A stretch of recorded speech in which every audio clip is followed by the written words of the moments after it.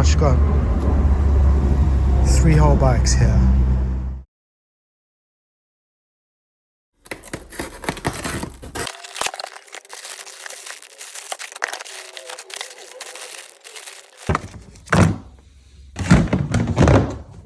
So here are the specific tank straps. I'm guessing it goes there. Oh, okay. So you guys saw me preparing these to boots, gaiters, whatever you call them. So I've had to buy one. You'll see they're not too far off actually.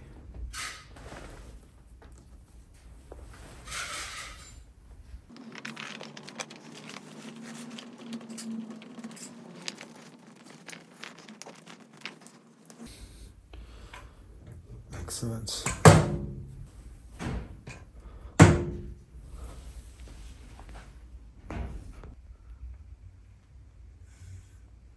What's really amazing is that these two here, look, they were so bad. To consider that they, obviously this is a bit more shiny for sure, but I don't think they look that out of place. Mark, this looks crazy because this doesn't look anything like this yellow one, but this is wrong. This is not correct. They used to do them like this. So the yellow of the actual fairing, plastic fairing showed through. Yeah. But obviously that's gloss, which is correct, and that's a matte finish. So I stopped you just to ask you because you're about to tell me something, and I want to share it with all my lovely friends on the channel. So the way they do this, they print it on yellow, and then they laminate it with this laminator stuff. So what we could do the same. We could laminate over this to protect it, Yeah. and make it last longer, or we could just do this. You could. You put one in there. Oh my God! I think I see what I see. Have you really done it? Yeah, I've really done it. Come on. So we could gloss over it like that. Oh yeah. Yeah, that's it. Can't wait to see that on yellow background. Oh, that's nice. There are a few dimples here and there, yeah. but that's usually the first lacquer. There's dust and bits and bobs, but that can be polished. What would you say is going to be more robust for the motocross bike, to have a laminate put on or painted on? Same. That lacquer is very tough. So either way, but with the laminating, it's going to be. I don't know. I haven't done much of a laminating thing, because what you would have to do here, they have a whole sheet, and then they just laminate over it as a square to square, and then they cut it out. Here, I would have to cut out the same shapes and trying to put it over. Well, that's why they have those joins that joined. See on the ones I saw, the non-OEM ones, they have a stroke on the edge, and it runs all the way around, and it's actually yellow inside. And then that yellow doesn't match this. And I know these should be clear, No. but if you did the laminate in the same stroke line, that would be enough. So you could just do it in one piece. So when you peel this off, it's one. Yeah, the only way you've done here. The only way to do it is now you would have to cut the same shape from the laminate and trying to put it over. Oh, I see, because you have to line it up. But I don't know how easy that would be. They would obviously, at Suzuki, they would have had the laminator as part of the printer and just pushed it all through. Yes. Okay. Yeah.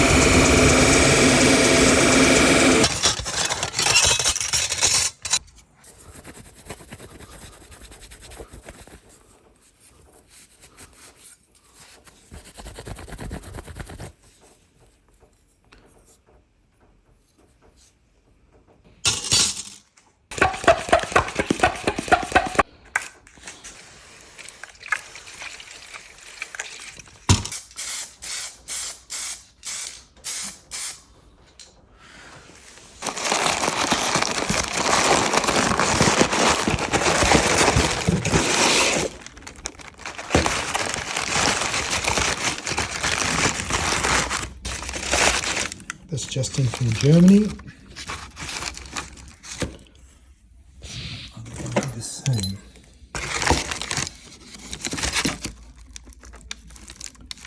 Interesting. All slightly different. Let's see.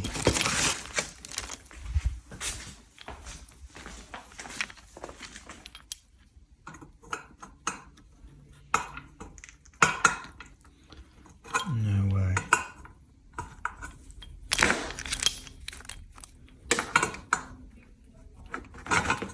Oh, shit.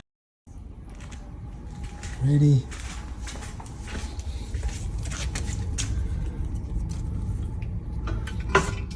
This is a problem with so many guys selling online. They're not necessarily duping you, but they are just not sure where these things go, and they're not sure where they come from. Okay, so that one fits in there. Good.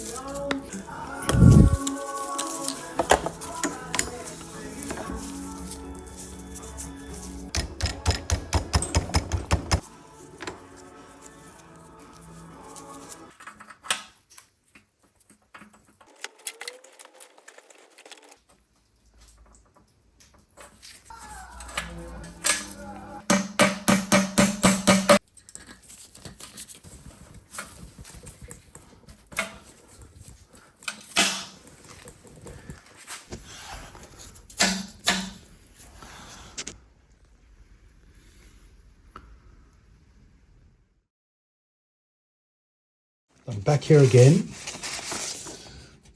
with the patterns from the RM 1982. This for the 250, if you remember seeing that video. I still have enough, thankfully I have enough of this nice period correct material here and all the offcuts. So I went to the trouble, luckily, to save the patterns so that I could do this with as little effort as possible. But first, a swig of wine. Friday.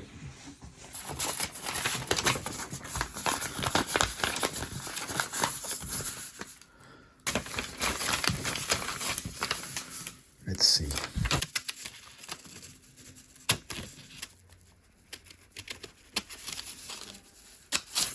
Okay. Interesting how poorly they pattern these bits. Just shows you the mass-produced these bikes. Let's not be fooled by that. You can see these stitching lines are very important to get because the inner stitch line is the actual bit that stretches out and gives the shape to the part. This is the second safety stitch to stop it from unraveling.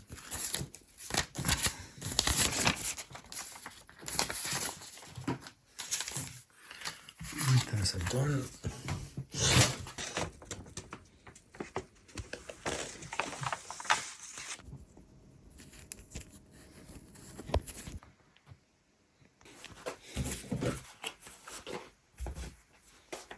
Mark these extended seams onto the cut template, otherwise you're not going to have them. So here is the first sewing line. This is the line we're sewing on, and that comes onto the back of this line. So this line we sew on, and then we fold it over, and it creates this fold in here. You can see the actual spacing that we've got there is roughly 3 millimeters, something like that, from that edge. So let's have a go and see if we can get it to look as tidy as this.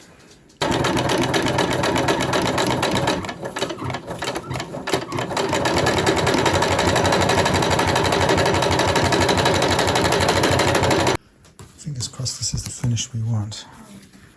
And there it is, folks. Isn't that nice? So that's going to go down along the seam. That's the first one done, both sides. That wasn't too bad. Looks alright. That's the front and the back. I'm sure by the time I get to the third one it's going to be even slicker, but that's good enough for me. So let's get on and finish the other two. All three done. I'm really happy with them. That was quite quick. As you can see, just get better and better each time you do one. So not too bad.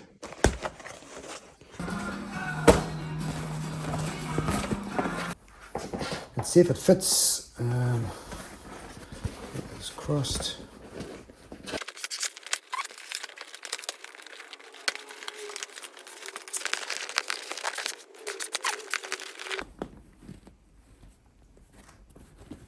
Cool.